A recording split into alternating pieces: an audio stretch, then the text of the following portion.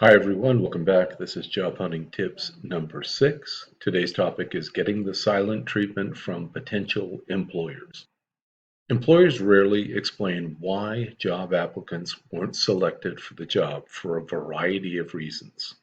Generally speaking, it's out of fear of the consequences of providing a detailed explanation or rationale for rejection of a specific applicant. And more specifically, the fear is that telling the truth could expose them to claims including discrimination claims, claims about bias, or claims about unfair treatment. Even feedback that could be described as well-intentioned might be misconstrued by the recipient and could lead to potential lawsuits. As a result, a generic response, if any response is provided, is considered by many employers to be a safer decision in connection with the decision about whether or not to provide detailed feedback. Here are some of the other reasons that most employers prefer not to provide detailed feedback in connection with job applicants that weren't selected for employment.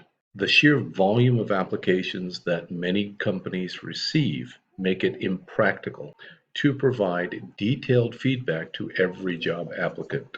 Put simply, the time and resources that would be required to provide a detailed personalized explanation to every applicant that was not selected make the task both overwhelming and impractical for any single hiring manager. Hiring decisions are complex. They're often nuanced. They sometimes involve subjective evaluations and comparisons that go beyond simply skills and experience. For example, there'll be some attempt made to assess the cultural fit of individual candidates. All of these make it difficult to articulate precise and specific and objective reasons for the decision to hire one individual rather than another.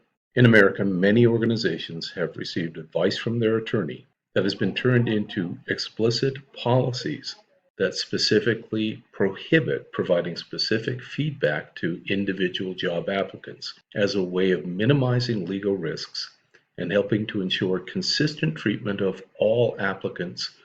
As someone who was a manager for 30 years and had occasionally in the past provided specific feedback to job applicants, it's fair to acknowledge that providing specific feedback can open the door to more lengthy discussions or debates, and/or interactions that would be characterized as negative involving rejected candidates who, quite naturally, disagree with the decision that's been made. To the extent that some companies do permit and allow the hiring manager or others to provide feedback to applicants not selected, generally speaking, that policy applies only to individuals who've made it to the face-to-face interview stage and potentially only to individuals who've made it past the first round of face-to-face interviews. What most employers do, rather than providing detailed explanations of their decisions, is to utilize standard rejection template messages to streamline the communication process to job applicants not hired.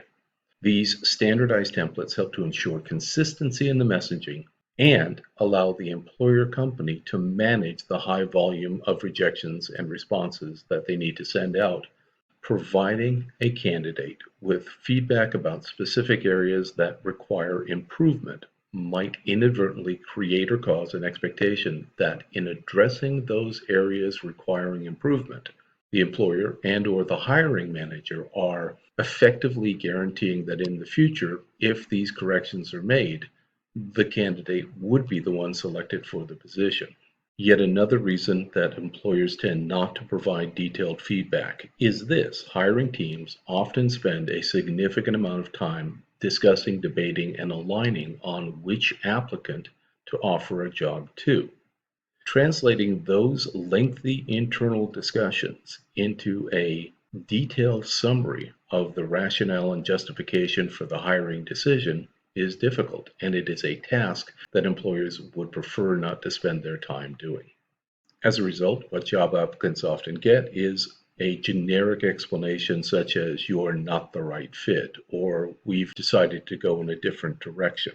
They are simply used by employers to help ensure that they do not have to get into potentially contentious discussions about the details behind the hiring decision. Hiring decisions are by their very nature highly subjective. For example, sometimes the hiring decision comes down to team dynamics and a perception about which job applicant would be the better fit in terms of the culture within the department or within the company. Thank you for your time. I hope you found today's presentation useful. Take care. Bye.